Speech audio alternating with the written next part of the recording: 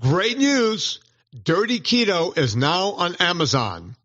If you're living in the U.S., go straight to Amazon and get Dirty Keto. Watch it, rate it, and review it.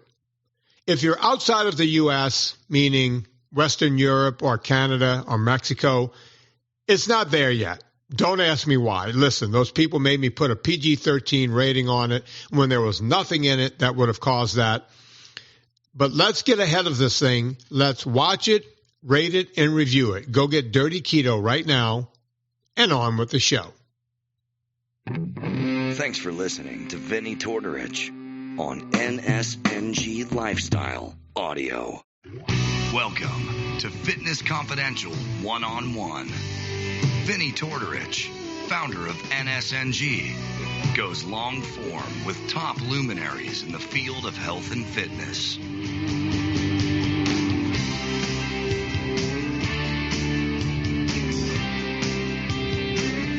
I am Vinny Tortorich, folks. Your good intentions have been stolen. But don't worry. I'm here to help you get them back. You may be soft and succulent at the beginning of this process, but hang in there. Before long, you will be lean and mean, guaranteed. It's the Friday show. You know what that means? Well, lately it means a couple of things. I always brought in experts, but I started bringing in success stories. But this guy's an expert and a success story.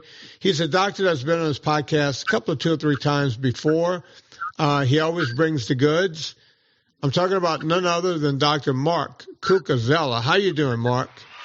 Well, Vinny, it's a pleasure to be back on, a privilege. I love listening to you and, learning from you and all your guests. So maybe I can share some pearls today and hopefully not confuse people too much, but it's all good. We're all learning every day from our patients and from each other. Yeah. Now, Mark, I want the audience to know a little bit about you, because even though you've been on the show before, people just like the old timers will remember. And oh my God, that's Mark, and they know you from online and all the papers and everything else. But there are a lot of new people all the time. You are diabetic, number one, right? Yeah, I was diagnosed. I'm insulin insufficient, so kind of opposite of 98% of diabetes now, which is making too much insulin, which you talk about, with so many of your guests and your writings and your books. Yeah, so you're type 1. You're the original OG diabetic. Yes. And I want to, people always think diabetes means it's a death sentence, or I can't do this or that or anything else. And you're one of those guys that's proven that you can go out there and, do you still own the running store? I don't even ask you. Yeah, I got a little running store that teaches people, minimal shoes, natural footwear, almost like you're teaching no sugar, no grains for feet. Let's not put junk food on our feet. Yeah. So Mark has that store. And I remember the first time we spoke, we talked a lot about running and the running store, and you're a big running proponent. And at your age, and do we tell your age? How old are you, Mark? Do you mind? I'm a month shy of 58. So a little younger than me. You and I, we're about same genre. Yeah, we grew up on the same rock and roll. Enough the dog, they'll come down there. But Mark, I know Mark. I see Mark when we hit some of the same circuits together. The guy never has an ounce of fat on his body, so you're doing something right, correct, Mark? Well, kind of like I eat a lot of protein. I make very little insulin, so I'm on a low-carb diet, more from medical necessity. So I make my C-peptide, which is insulin production, is very marginal. But if I eat 20 to 30 grams of carbs, I can manage that without use of medication. If I go higher than that, I need medication. So I'm protein-centric, but it's all real food, 5 eggs for breakfast. I got some grass-fed ground beef thawing out. I'll cook after the show, Vinny. So have a little protein with salad at lunch. So pretty primal way of eating, but, everyone's a little different. That's what's worked for me for 12 years. And I'm keeping my muscle mass. It's not about being thin or lean if you don't have any muscle mass. Right. I think I showed you before this, I panned my camera and I've got kettlebells over there, my erg over there. So got to lift some heavy things as you get old, to keep, if you're lean, to keep that lean body mass, as we call it. So you mentioned something in there, and I'm not going to let you slip by. No medication, but you take some insulin, right? No. So at the initial diagnosis 12 years ago, you could go, the standard of care would be insulin, but I put a glucose monitor on, and I'm massively insulin sensitive. As you see from, I was a pretty high level endurance athlete at the time. So just a little bit of insulin would cover the food I was eating. So I was able to keep the glucose pretty stable with no medications. Now, if you took my labs and put them in someone insulin resistant, it wouldn't work at all. So I was blessed just by being fit that I was able to maintain that without use of insulin. So I think everyone, needs to know all of their options when they get diagnosed. If you're not making enough insulin, I had a high A1C, but I didn't understand it. So immediately, I went on low carb as soon as I found out my A1C was in diabetes range. Saw what was happening with the glucose monitor. I would spike up to 250, 300, and then crash right down because I was so insulin sensitive.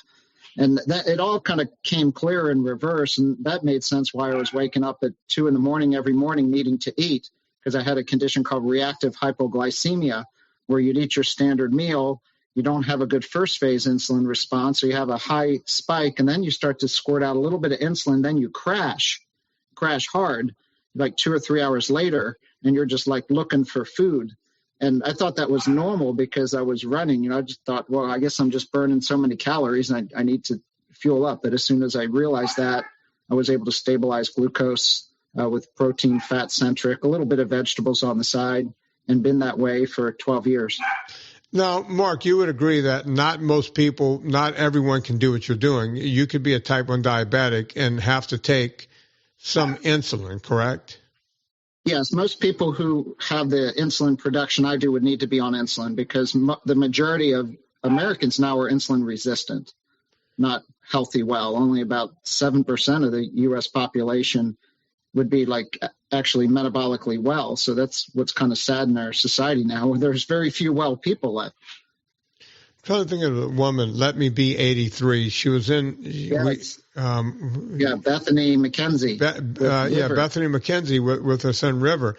And she, her story is amazing. And they did a little documentary, but I had her and her husband in my first movie, a documentary. You should go watch their documentary also. It's wonderful. The Diabetes Solution, they produced that. Everyone with type 1 or type 2 who is listening to this, go to your video streaming platform and get that movie. It's an hour lesson on type 1. I think it doesn't matter who you are. You should be able, it's easily it's consumable and you can understand it. And her story very quickly and just a short version of it is, her son became diabetic. They were hit with this when River was a young baby, and he almost died that's the biggest problem with parents with juvenile diabetes. They don't know if they're going to wake up to a dead baby on any given day. And that will keep a parent up at night. And, she figured out she read a blog one night and figured out, if you put your kids on a really low-carb diet, then you can start giving them the old-timey, slow-acting insulin. You don't have to give them these fast-acting insulins, and you can kind of smooth out those highs and lows, and you can control much better your kid's life, right?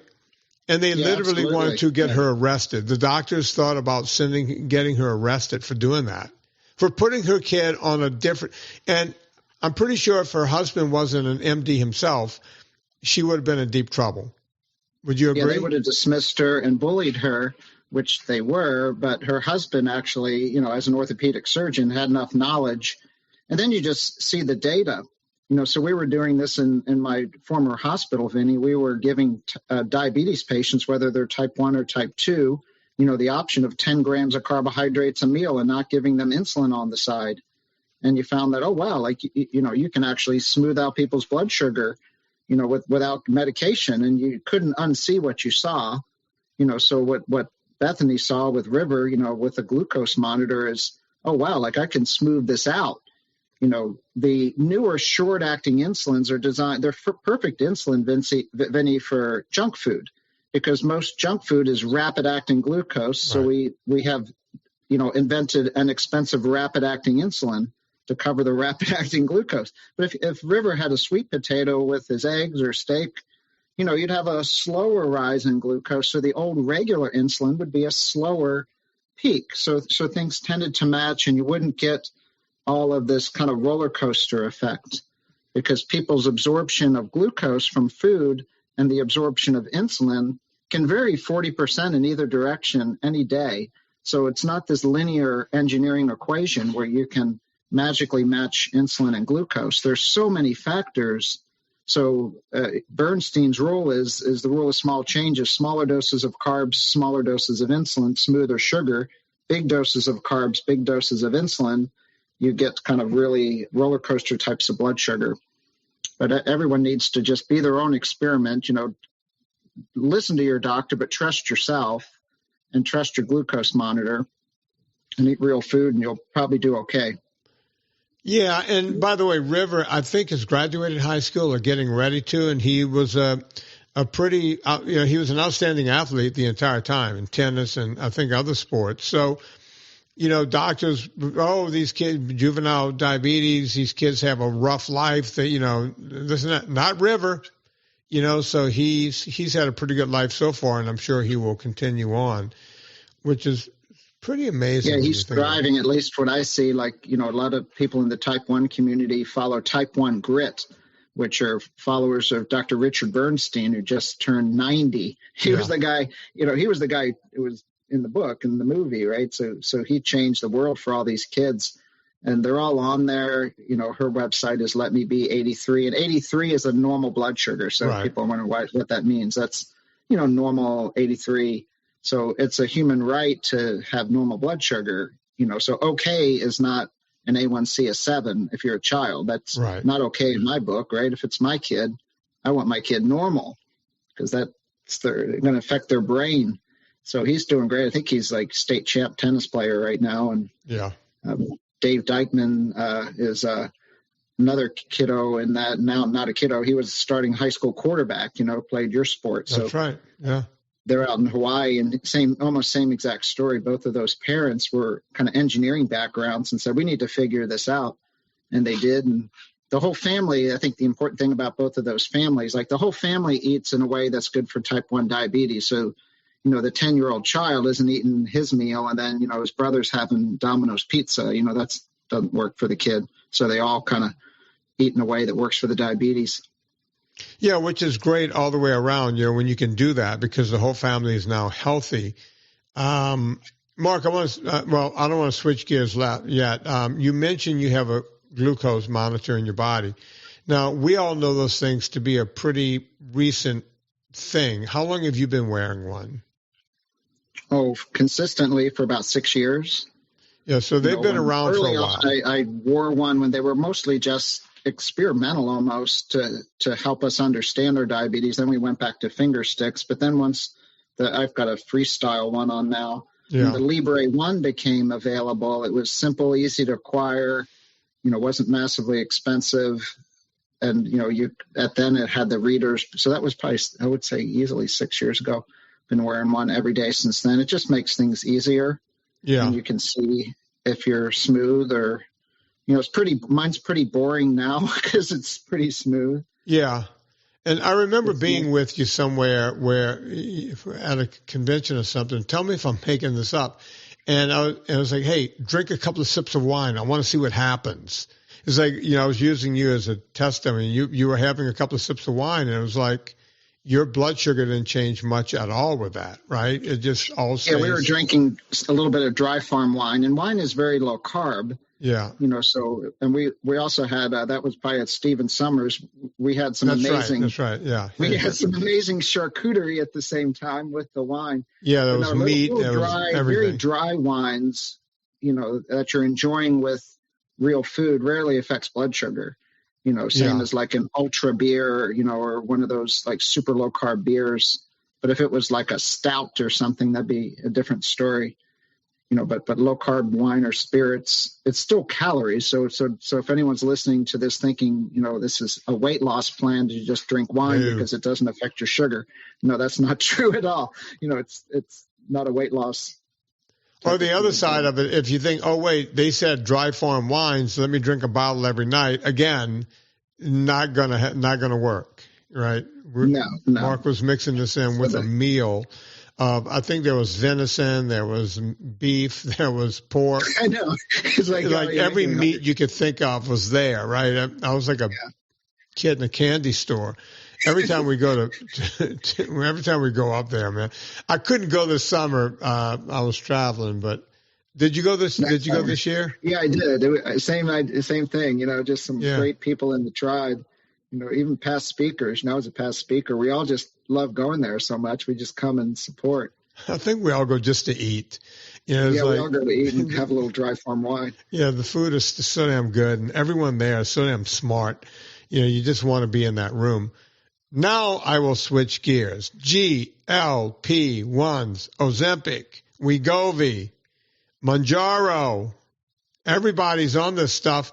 I get asked about this stuff, because I do the consults 5 days a week. I get asked about this stuff every single day, at least once, if not multiple times, and I'm not exaggerating. Where are we on GLP-1s? People think I'm against them. And my answer is, I don't know. Right? All I know is what I'm told by people who are smarter than me. Now, before you start yapping, Mark, let me tell you some of the things they tell me so that maybe you can discount it or tell me if these things are real, right? At first I was hearing, unlike regular weight loss where you lose about 15 or 20% of your muscle with fat, with these things, the first things I heard was 35 or 40%. Then I heard 50%. Now I'm hearing 60%. So you're losing more muscle than fat, depending on who you listen to. Other things I'm hearing is it slows down the food through your stomach so much that the food just becomes putrid in your stomach. I hear that people get sick on this stuff. They're always nauseous. But I also know people who have lost plus 100 pounds, right? And can't think of any other way to lose weight than to take these GLP-1s. So I'm all over the place. People say, what do you think? It's like, well, losing half of your muscle and half of your weight and muscle doesn't sound good to me. And then I don't know if you saw my last documentary, Dirty Keto, but Dr. Bigman comes out in that and says, hey, it's even worse than that. Your body will start making new fat cells, which is something it generally does not want to do. What say you?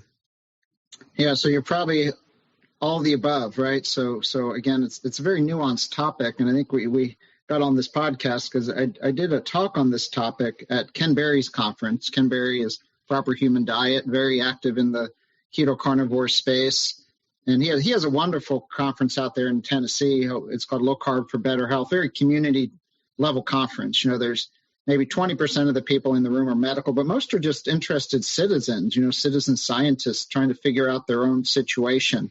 And, I've given a lot of talks in my life and written papers about lots of things related to diabetes, but never has a topic been so controversial as this one. And, I'm very active in that kind of low carb community, and people would assume that I'm 100% against these meds, right? It's all good or bad, right? Everything in this country now is, I'm for it or I'm against it. Yeah. But it's no, let's just go back. So the title of my talk was the once and future use of GLP-1 peptides. So let's just kind of start what is a GLP-1 peptide, right? This is a peptide that's produced in your brain and produced in your gut that has a multitude of effects in almost every organ system in our body. That's why you're seeing all these studies now. Oh, wow, possibly cognitive impairment has benefit for cardiac, kidney function, fatty liver disease, mitochondrial function, muscle dysfunction, obviously diabetes, weight loss. There's a multitude of effects that a low dose of this peptide can actually enhance. So it's a peptide. It's not a drug, but they've marketed it as a drug.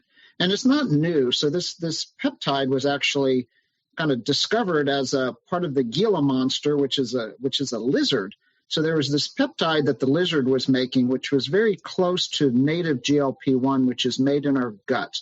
So GLP-1, the biggest effect, it affects our satiety, meaning it gives a message to the brain, if your favorite, you go to Stephen Summers and you can overeat low carb food, right? Like I could eat 2 pounds of ribeye if it was sat in front of me. But for some reason, your brain just says, I've had enough, right? Like I can put the second pound of ribeye away for tomorrow's lunch and not eat the whole thing. Like it does that. And you hear that from patients. And there's this neuroinflammatory effect, because a lot of what happens with food and diabetes is happening in the brain. So this peptide is broken down rapidly by another peptide called DPP4. And DPP4 is actually a medication. So we now give DPP4 medications to try to enhance GLP-1 in our body. And these are a little bit old school diabetes meds, not very effective. So I think probably their role will be gone now that GLP-1s are available. But we use these medicines for 15 years, these peptides, for diabetes patients. So before they became obesity drugs, the goal was never to crank the dose up, right? The goal, people would come into my clinic on 200 units of insulin, right? Massive hyperinsulinemia, morbidly obese, high A1Cs, no control of their food. So we would teach them proper food, right? No NSNG, right? Healthy low carb foods. But these people needed help. It's kind of like if you're stuck in a ditch, right? Like if you're stuck in a ditch and you're like really stuck in that ditch, it takes like a team of horses to pull you out of the ditch. Right. Right. And these were not the people in Hollywood who needed to lose 10 pounds off their butt for the latest filming of some commercial. These are people that were stuck in the ditch, and we would use low doses of these meds, Vinny. They were in our fridge. We had a sample. I mean, like now, like no lock on it. We had, 30, 40 vials of Ozempic, whichever, you'd have Saxenda, whatever. There's multiple brands of these GLP-1s sitting in an unlocked refrigerator. We would teach people how to use it, why we were using it, support them with food, but never, ever, ever did we crank the dose up. The goal was to give them a little bit of this and try to lower their insulin. And it was effective. I never saw someone come in with gastroparesis or any of this. They get a little nausea. I never saw any of these horrible, Ozempic face, Ozempic butt, any of the shit you see on site. Never did we ever see that. And they were really effective for the sickest patients. These are the people that were the sickest patients. But lo and behold, they help people lose weight. Right. So, of course, pharma is now, oh, wow, this is the sacred cow, right? Here's a medication that can help people lose weight. So then they got approved as obesity medicines with a different dosing strategy. So you mentioned, Vinny, you have Ozempic and you have Wegovy, right? You're like, what the hell? They're like, are they same or different? They're the same exact peptide, but dosed differently. But they found that when you cranked the dose up, people lost more weight, and that's when we saw the side effects, right? So Wegovy is dosed, 0.25, 0.5, 1, 1.5, 2, 2.4. Wow. We never had anyone above 0.5 in my diabetes clinic before they became obesity meds. And really? We would see really good effects. We never even considered cranking the dose up because that's not what we intended to do with it. Never saw the side effects. But all right, so let's be clear, because the audience falls asleep on some of this sometimes. Yes. You guys were using this GLP-1 peptide to lower the numbers on the A1Cs, trying to get blood sugar in check. Blood sugar better check, appetite better check, lower insulin doses, right? People are on big Mark, doses of I insulin. remember years ago the commercials used to be, hey, you could get your A1Cs below 7, which I always joke, well, you're still perfectly sick and you're on a drug, so congratulations. But also, they would say, and you could lose 5 or 10 pounds. They used to say that. Remember, they used to say that in the ads. So you guys must have known back then that, oh, yeah, I got someone who's 280 pounds and they lost 10 pounds. So that's like, pissing in the ocean. You're not going to see the ocean rise, right? But 10 pounds is 10 pounds, right? Is that where this came from, where they started noticing if we just up the dose all the way around? Yeah, so the difference was semaglutide, which was different than Saxenda, liraglutide, which was the first of the GLP-1s approved for obesity. So it's a once-a-week dose. So what they noticed with semaglutide, now tirzepatide, which is Mounjaro and Zepbound, was these peptides, when injected in the way, so what they do is they add a couple different peptide groups to the peptides so they don't get broken down by this DPP4. They hang out in your system a long time. So you and I could eat something, but then in a couple hours we're hungry again. Right. Like for some reason, these brands or these versions of that peptide stuck around so long that the weight loss was different and pretty phenomenal weight loss, right? People lost 15% of their body weight, right? So when you looked at the tirzepatide trials, it was like 20%. So you couldn't ignore, but we could talk about the muscle mass in a minute, but you couldn't ignore that this was different than any other weight loss med, any other diabetes med. We've been trying to get diabetes patients to lose weight, since the beginning of time, since type 2, which really wasn't around 100 years ago, but now everyone's got type 2. Right. So this was different than these older meds. But when it comes to the weight loss, and then, you have the social media world saying, oh, it's all muscle. But that's actually not true. So Vinny, how do we keep our muscle mass? You're doing it right now. Yeah, you move heavy things. You have to hit heavy things. You have to stimulate your body. You have to send a message to the brain. Yes, you got to stimulate your body, move heavy things, and you got to eat what? Well, you got to eat protein because you got to eat protein. Yeah, every cell in your body. The largest review of these so if you eat the same shitty shit you eat, but less of it, and don't lift heavy things, and you take Ozempic, you do a starvation diet, or you do a gastric bypass, or whatever it is, you will lose muscle. Right. I mean, no joke, right? Like, it's funny. The latest review on all these medicines and muscle mass loss says this: the average muscle mass loss on semaglutide is anywhere from 0% to 40%. Wow. So I'm liking 0%. So what's that telling you and me? Well, it's telling me that person's motivated to lift heavy things and eat protein.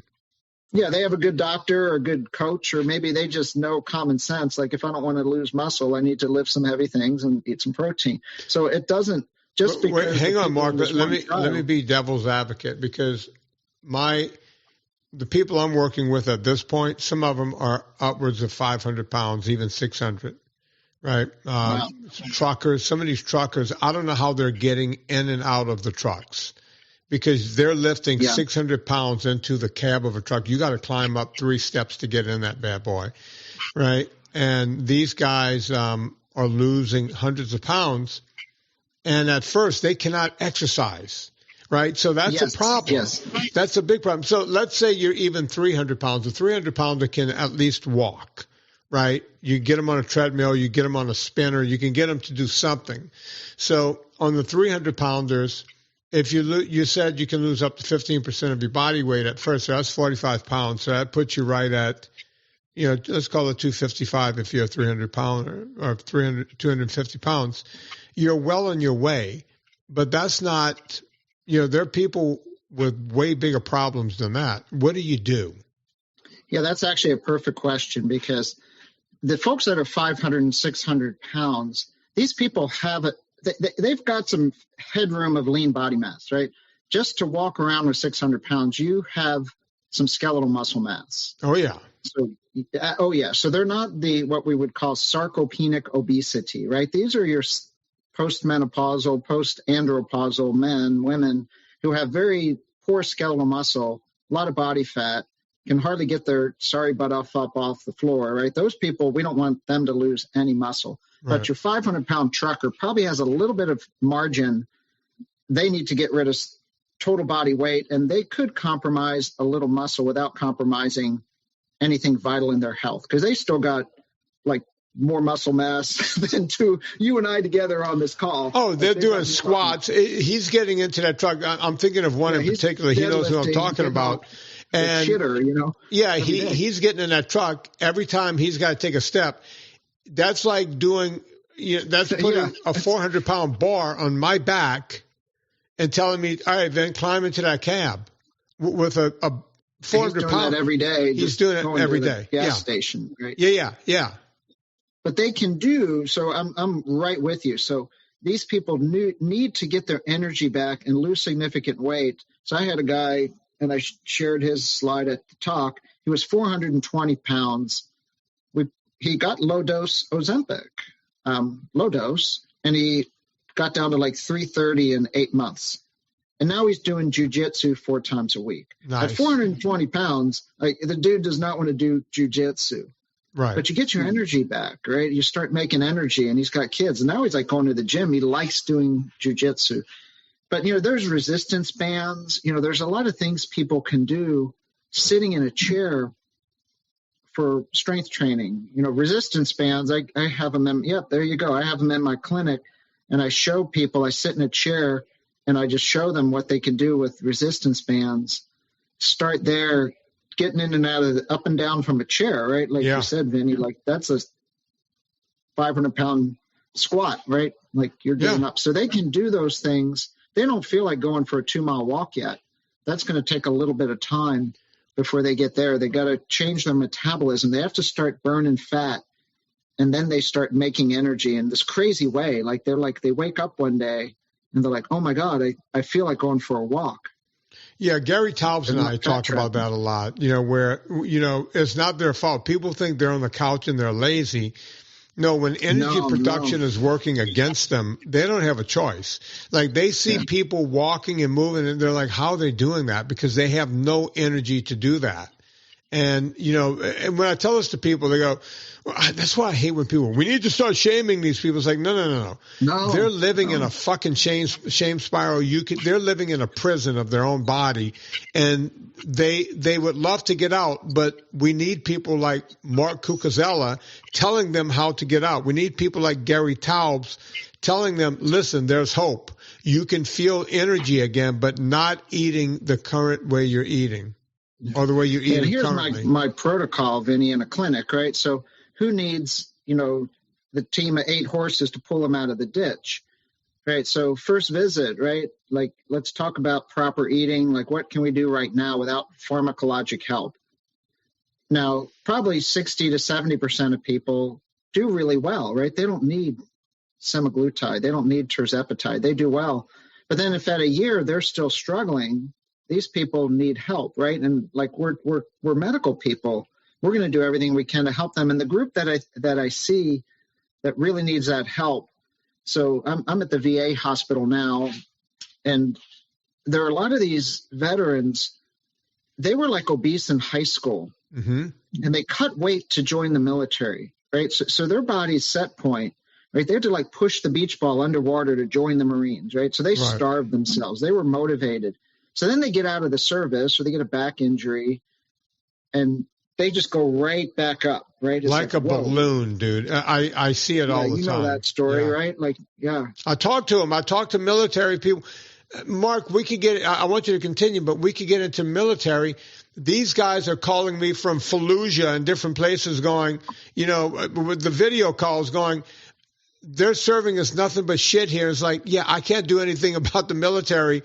I'm not there. They're not going to go, hey, some guy named Vinny says we need to give him more meat in the Middle East.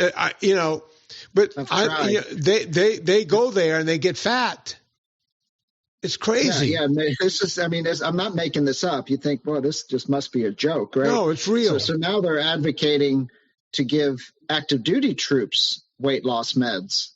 Active duty, right? So I'm like sitting here and I'm like, holy cow, we can't protect our own troops, active duty, from the food court, the Burger King on base, the Anthony's Pizza, that we're going to put Burger Kings on the military base and have big gulp sodas, and yet we're going to approve Ozempic for active duty military people. But that's the American economy, isn't it, Vinny? It is. Like feed them shit and give them pills and shots, and it's all good. Yeah, it's a big old circle, and now we're doing it with the military. Dystopia. Yeah. I've always said, some other country is just going to come in here and overtake us without one shot, because we will break under the weight of our own weight. And, I know it makes me sound like I need a tinfoil hat. I'm not a conspiracy guy. I'm none of those things. But I'm telling you, I talk to military people more than I talk to truckers probably. And those guys are hurting. And they're trying to figure. And that makes me sad, Vinny. It's like, why in the hell do they need to talk to Vinny? Exactly. Where is the medical system? No offense to you. You're awesome, Vinny. No. I said, why are they calling you? Mark, why don't they go to their healthcare clinic? Because and why don't they go to their base and say, why don't you serve some, burgers without the bun here at the chow hall? Why don't we have eggs in the morning and not crispy crunch or whatever the hell it is? But they do talk to them, and they go, well, this is what we're told to feed you guys, and this is good. But then they somehow come on to a podcast because they're bored, and then they find me, and then they go, why don't you talk to them? It's like, they're not listening to me. They're not. Whoever becomes president, you want to make me the guy, the counsel on physical fitness? I'll take the job. Give me the job. I don't care if it's Kamala or Trump. I'll join you. They may not like what we have to say, but at least we'll say it. We'll go into Washington, me and you. 2 WAPs go to Washington. I can see the movie now, Mark. Yeah, we know it's happening too, but that'll be for the announcement on another podcast, right? So the march will happen. Yeah. And look, you and I we can both wear my caps the way we are right now, and we could just go into Washington and go, hey, we're here. We're trying to, Yeah, I mean, we're getting off track here, but I really think it's like this.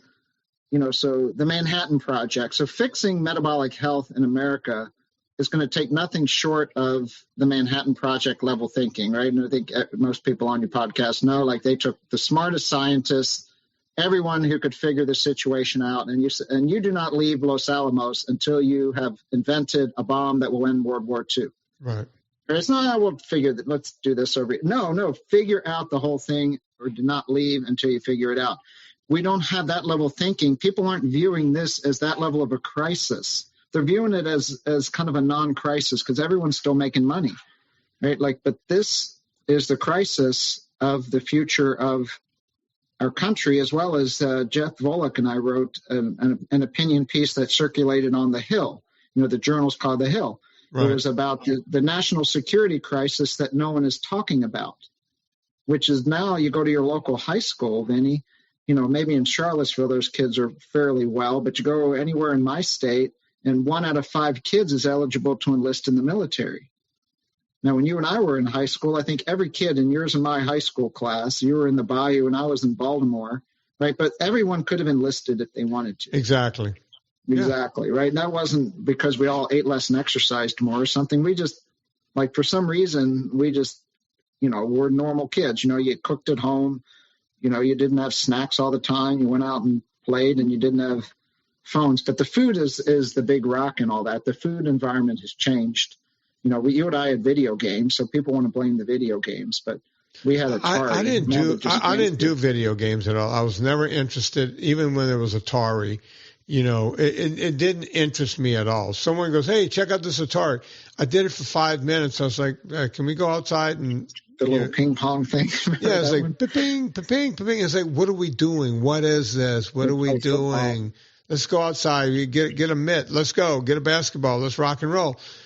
But yeah, look, I looked at the military as a definite option after football. I was like, what am I going to do with my life? Maybe, I have a college degree. I can go through officer school, do the whole deal. It was something I seriously considered, right? And the military employs more exercise physiologists than any institution, right? Because they and a lot of that's, a lot of exercise phys, sports psychology, because these guys are athletes, right? We need to understand this sports psychology and physiology because, these are human weapons. And I think we've lost a lot of that even since I've retired. When you look at military troops now they're struggling just to pass their fitness test. That's the bar they're trying to pass now, not to be, ultimate performers, just, okay, man, I'm at the margin of not passing. And that includes a waist circumference.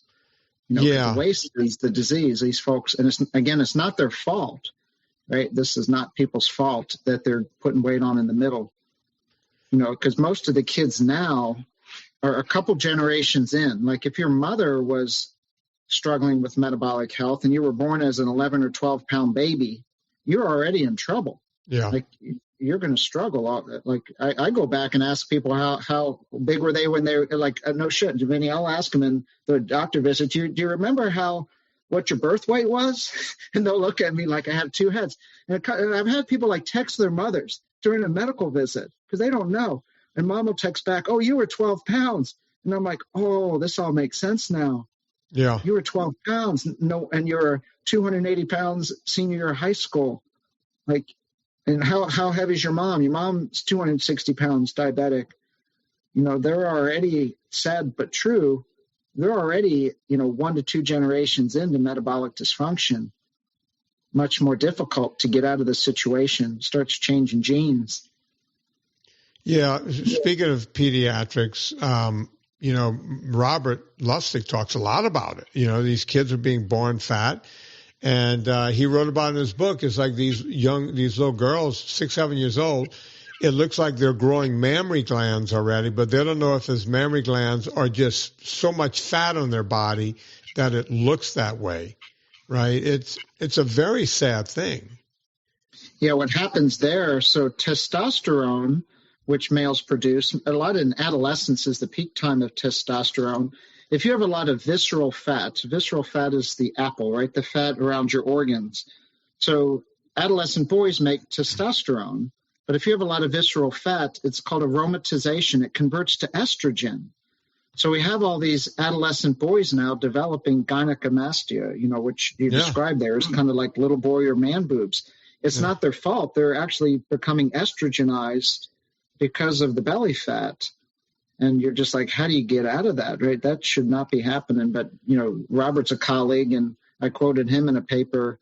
A number of his references made it into a paper we published a few months ago on pediatric obesity and insulin resistance, meaning that's the root of it's not insulin resistance is the problem. Obesity is just another marker of insulin resistance, which is a marker of what's wrong with the food environment in America. It's really sad that, we're just a couple of lean old Italians yapping on the mic. And the only people listening to these podcasts, I know my audience is much older because we can see what they are. But we have this young generation, right? And we're finding out that, people aren't having sex anymore. Again, not, that's estrogen. That's not testosterone, right? We know this younger generation, they're not dating, they're not having kids, they're not having sex. None of this is moving in a good direction, yet you won't hear about it in the selection cycle at all, right? No one's talking about it. No, I mean, the only one talking about it, not whether you're on the right or the left, right? Robert F. Kennedy was talking about chronic disease. Yeah. So people can think what they want of him, but he actually made sense when he talked about chronic disease and big pharma and food industry. So hopefully whoever ends up in office won't just give lip service to it. We need to get the right advisors in there. The gentleman advising the current president created what's called the Food Compass, and anyone can look that up. Look up Food Compass Tufts, and they have this little graph that has frosted mini wheats as like one of the most healthy foods, and it has ground beef like worse than cyanide. Like pretty damn close. I'm like, wait a minute. Like you could be an average citizen and you're looking at that and you're like, that's crazy. Egg substitutes were healthier than real eggs. Well, speaking of eggs, Cheerios and Honey Nut Cheerios were way above eggs as being healthy. Yeah, and that's the person advising the president. So nothing will ever change because, the presidents aren't scientists, but they need to get the right people around them. Because they just kind of answer to whoever they feel the thought leader or opinion leader is. So whoever the next president is needs to get someone in that advisory panel that understands metabolic health. I'll never forget Nina sent me an email with that compass. Before it came out, she got a hold to it and she sent it to me. And I wrote back, haha. And she wrote back, this is not a joke. This is real. And then I immediately picked up the phone. I was like, what is this? And she goes, this is from Tufts. This is coming out. This is what's coming out. And I was like, coming to a military base near you, right? Oh, we had a real powwow on the phone. I was like, you're kidding, right? I think I brought her on the podcast. I said, let me just turn the mics on here. We talked about it, but it's crazy, Mark. It's just crazy, brother. It just makes no sense. Makes you cry, right? Because you look at the generation of kids, and not to be too dark, right? But we can get pretty dark on this show, right, Vinny? Sure. Because as long as we see a candle in the darkness, it's okay. But there was an experiment in the night. I got the little book in my little bookcase over there. It's called Pottinger's Cats. And in the 1930s, a veterinarian fed house cats their non-native diet. They cooked the meat and gave the cats pasteurized milk. Right, so this developed like the Price Pottinger Foundation came out of this. In 2 generations, these cats could not reproduce. It was like the end of the species, right? They were sick, they were broken, and they couldn't reproduce. 2 generations. So you walk around your local Walmart now and you see the kid and the grandparent and the father and the mother, and you're like, that kid, it's not his fault. That kid is never going to get out of that situation. He's 2 generations or she's 2 generations in. But the scary thing is it took 4 generations of feeding the cats raw meat and unpasteurized milk, which is the cat's native diet, before they had normal reproduction again. Wow.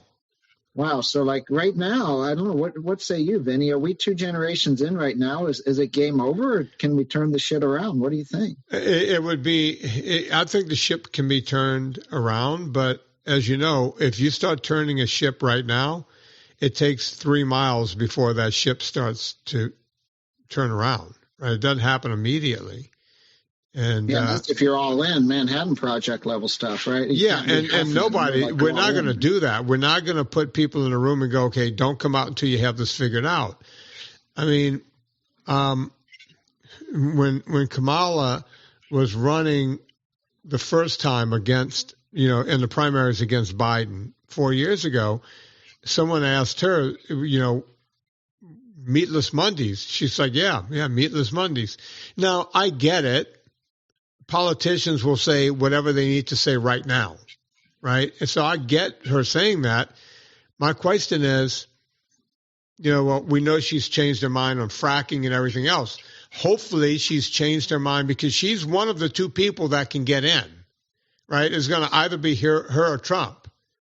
If Trump gets in, at least, you got Kennedy, who's now talking about seed oils and different things. So there's a possibility there.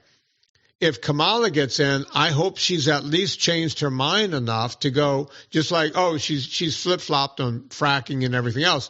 Hopefully she's flip-flop on this meatless Monday deal, right? And everything else she was saying about veganism being good, right? And there's actually a good editorial today in The Guardian by Neil Barsky. Put it in the show notes, but Neil Barsky is from the UK, got diabetes, made it go away, and he's like a high-level executive, and he's been writing some really pointed editorials in The Guardian, but he talks exactly about that, like what could Kamala Harris do? And it's actually a thoughtful read. I read it, and he's a really good writer, but he spells out what needs to happen, and he mentions Virta Health and Ona Health, like these, you would hope, and maybe you can get whoever's ear who gets into the office, Vinny, like maybe we need Virta Health on the health advisory panel. Maybe we need Ona Health. I would love that. I would love Virta Health. Yeah. Get them in. Yeah. These are smart minds. I mean, get them in the room in the discussion, and then we can maybe figure it out. But if they're not, that's what Nina says, right? So they make these dietary guidelines, but they don't involve any papers that have to do with obesity or low carb. They basically, this is for healthy people. But, 7% of the U.S. population is healthy now. And if you're a healthy person, you don't need the government's advice on how to eat. But would that be fair to say? Like you and I were healthy when we were kids. Did our parents need to listen to the federal government to teach you how to eat? They never did. No. Eat what your parents ate and their grandparents ate. Right. Like my great-grandmothers, my great-grandmother would, if you start to get a little, she would go, you're getting a panza. You got to stay off for the pasta. Right? Yeah, panza your grandma knew that. Yeah, panza means gut in Italian, right? And you lay off of the pasta. They knew this stuff. How did we know this stuff, yet the experts don't know this stuff? My great-grandmother, who only spoke mostly Italian her whole life, I don't know if she ever went past the 5th or 6th grade, or the equivalent in the 1800s over in Italy by the time she got here. But I knew this woman. I grew up with this woman. She knew how you get fat. How did she know that? And why don't we know that now? Yeah, because we trusted our culture, our ancestors, our relatives, and just human observation. I think, every grandmother and mother kind of knew what things, made kids be able to pay attention in school. Like, they just kind of knew that. It wasn't anything they needed a textbook on. But their food environment was good, Vinny, right? So if, you've traveled to Italy, so have I. Like, there's no junk food. So they didn't need to go out of their way to feed their kids the things. It was just natural, right? Like this is what we did. Even the bread had like a real Italian bread has like 2 ingredients, right? It's got flour, water, and maybe a little pinch of sugar, and that's some yeast. Maybe 4. How many ingredients are in that crusty bread that gets stale by lunch that you could use as a baseball bat? Yeah. Right? And you don't eat a lot of that, right? Because you got to like chew it. It's really good. It's different flour. It's like that Dura flour, which is like on a CGM. If you go to the Bronx and you get like crusty Bronx bread, and then you go get some Wonder Bread, and you see what happens to your glucose monitor, and you're like, oh, well, this is fascinating. There's real sourdough or something. It's like totally different. Yeah, it is. And, we've gotten away, and no one's looking at going to eat real bread or making, hell, I mean, even in Louisiana, when I was a kid, they weren't really using them anymore, but some of my old Italian aunts' houses and the whole thing, they had that brick oven in the back, right? They made bread in a brick oven. That stuff was still around when I was a kid. I was like, what's that? And my dad would talk about, they used to make bread in there. They made the best pizza you would ever taste in those things. And how does that work? They would build a fire in there, and they would make the bricks really hot, and then pull the fire out, and then just stick the bread in. The bread would cook. It was just fascinating to me that this existed. Now you could just go to the store and get your Wonder Bread that's got 1,000 ingredients. But don't worry, they put a little niacin in there, so you'll be okay. Makes no sense. Makes no sense. No, but the GLP-1s just kind of go full circle there. So, like you were saying before, like, they asking you, are you for it or you're against it? So it's not either or, it's both and. Right. So the right person, like some of these truckers, Vinny, who are 600 pounds, and if they're struggling, they may need some help. Right. Their brain is inflamed. Right. So that like they're trying everything you're teaching them. But if they're struggling, that's the right person to help. Right. If they're really crushing it just by resetting natural conditions. So you give people time. And if they don't do well, we don't just give up on them and tell them to yell at them and try harder. Or, sucks to be you. We don't have anything to help you. So they're the group that, yes, we need to go, again, the once and future use of this med, right? That's how we used to use it. 40% of the prescriptions of those medications now are given to people without FDA indication, right? So that's kind of sad as someone who prescribes medicines who took an oath of, at first do no harm. We call it medical ethics. Right. So if I'm giving this medicine because someone calls me and says, I want to lose weight, and I'm writing them, I think it should be a controlled substance. Honestly. Really? Right. Yeah. Yeah. I mean, like, for one, and again, it comes back to medical justice. So are the poor people in my state on Medicaid who are 400 pounds trucking, trying to feed their family, are they going to be able to get this medicine? No, absolutely not, right? So Medicaid or, any public payer is not going to cover it. But if I've got money and I don't need it, I can get the drug. So you've got a limited resource of something that actually is a medical treatment for a severe condition, that now the people with the severe condition can't get it because the people who don't need it are sourcing it on the internet through concierge internet docs. So to me, that's that should be illegal. That's really effed up, because I think medical ethics, sadly, have gone sideways since I started, in early 1990s being a doctor. That was like the first course we took in medical school was, shared decision making. What's the risk of the drug? What's the benefit of the drug? And then social justice, right? You got limited resources. How do you allocate something? But I don't know.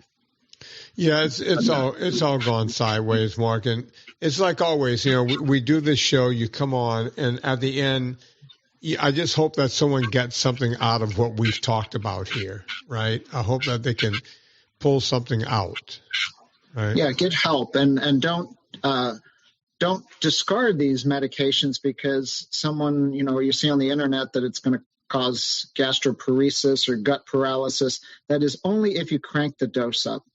Yeah. Right. So don't, like, if you're really struggling out there listening, I want to give you hope that yes, these medications might be a powerful way to help you in the kind of terrain of good living, right? Like we said, eat protein, lift things, right? So right. Take this and go to Domino's Pizza. No, I mean, I think anyone with common sense knows that's foolish advice, because then you stop the med and you gain all the weight back. Right. And now some people may need this. So it's probably true that for these people, Vinny, that need, a team of horses to pull them out of the ditch, right? They may need a little bit of this peptide for the long haul, right? They were 300 pounds in high school. They're metabolically broken, right? These people need help. And like whatever it takes to help them, we should try, people like yourself who share information, coaching, and then a medical ally who can work together and figure out what the best thing to do to support this person and use medications as needed, give them the right coaching, and figure it out. Don't give up on people, right? Like you right now are, working out, dealing with your health situation, and I wish you the best. Oh, I appreciate it, man. Yeah, I'm going to be fine. I'm going to be just fine. Yeah, you look good. You look good, my friend. Oh, thanks. I just did some squats, some lunges. I didn't have a whole lot of time. About 2 hours ago, I was able to, oh my God, it's a busy day. And it's easy. Look, I'm going to make this the final word. It's easy to go, I could just push this workout to tomorrow, right? But it's like, you know what? Then tomorrow is going to come and I'm going to get busy again. Go to the gym. I always do a thing. I didn't do it in my gym because my gym is too close to my computer. I would have started working again. I went to the gym in town. It's about 2 miles from my house. And I told myself, all you have to do is one set of squats and I can walk out. I always, whenever I don't have time and I don't want to do it, one set of squats. Guess what? I ended up doing a warm-up set of squats. I ended up doing 3 more sets. I did 3 sets of lunges with weights. I went over to the leg press machine, hammered it out there, and then left after 30 minutes. I was able to get an actual workout in, right? I didn't get all the cutesy stuff done. I didn't get to do leg calf raises or leg extensions, leg curls, but I got the bulk of it done. And that's what you have to do. You have to every day figure out, no matter how difficult your day is, to do what's going to work, right? Absolutely. I forgot to do an ad during the show, so I'll make this the only ad at the end of the show. Villa Capelli Olive Oil is the longest-running sponsor of the show. Villa Capelli, it's all I use here. Folks, look, don't mess around. In this country, you could cut olive oil up to 40% and still call it 100% pure olive oil. Not at Villa Capelli. Let them know we sent you. Put in promo code Vinnie, VINNIE. Promo code Vinnie will save you 10%. If you spend more than $125 after the discount, you will also get free shipping. Villa Capelli, let them know we sent you. Mark, where can they find you? Oh, gosh, I have come to my running store, tworiverstreads.com. But if you go, I have a website, don't really keep it up too much, but it's called drmarksdesk.com, but it links to my running shoe store, some blogs I write, some of the races. I host races out here. We try to get kids running. So go to that, drmarksdesk.com. I have a book called Run for Your Life, runforyourlifebook.com. Got a lot of videos on that page about movement, functional movement, strength training, endurance training.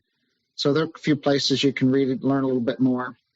But I appreciate you, Vinny, and all the work you've done over a decade of good work. Never give up. Keep up the fight. And I'm in the trench with you, my friend, and we'll see what happens at the next election. Maybe some things will change. Yeah, I'm hoping whichever candidate, whichever one gets in, just please do something about this. Politicians don't seem to do anything anymore except as soon as they get in office, they try to start running for the next time in office, and they end up not doing anything. So whoever gets in, whether it's Trump or Kamala, I don't really care. Just do the right thing. We got people dying in this country. Amazon, you know what to do. Before we go shopping on Amazon, go to VinnieTortorich.com. Check out the new movie there, Dirty Keto. On behalf of Dr. Mark Cucuzzella, my name is Vinnie Tortorich. Put life into living and do it with enthusiasm.